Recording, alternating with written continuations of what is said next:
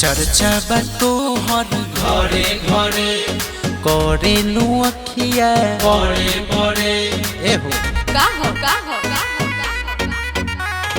चर्चा बा तोहर घरे घरे करेलू अखिया बड़े बड़े तू अपना माई जैसन बैठ जालू फुलिए के हो बैठ जालू फुलिए के। देखो ढेर मत बोलो माई के जे गारी दे बबुलिए के माई के जे गारी दे बबुलिए के मारा बचला के फसुलिए से माई के जे गारी दे बबुलिए के मारा बचला के फसुलिए से। अरे ई का लोकत में खेका एगो पढ़ के दिमाग ठिकाने आ जाए।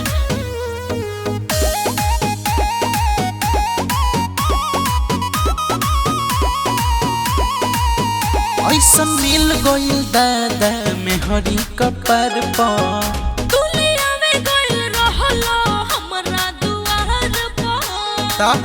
कुछो करबू हां तब न तका करबे करे धरेलू रोल कबो कबो मालकिन के बाबा रुपया देले बड़े गिन गिन के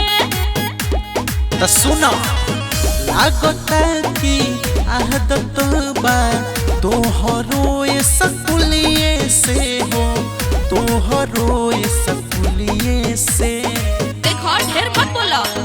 माई के जे गारी दे बबुलिए के माई के जे गारी दे बबुलिए के मारा बचला के फसुलिए से माई के जे गारी दे बबुलिए के मारा बचला के फसुलिए से।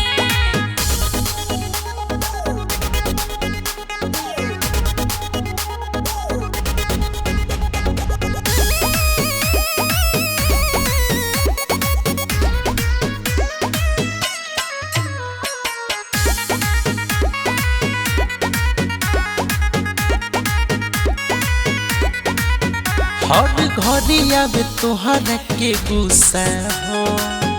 बात मांग में भरल तहरा भूसा हो बुझाता कि ना कबो कबो तू प्यार से हौसल कर हमरा नजरी के सोझा ना तू रहल कर हटा जल्दी काहे खीसी यहलू मरद से रह मिल जुलिए के हो रह मिल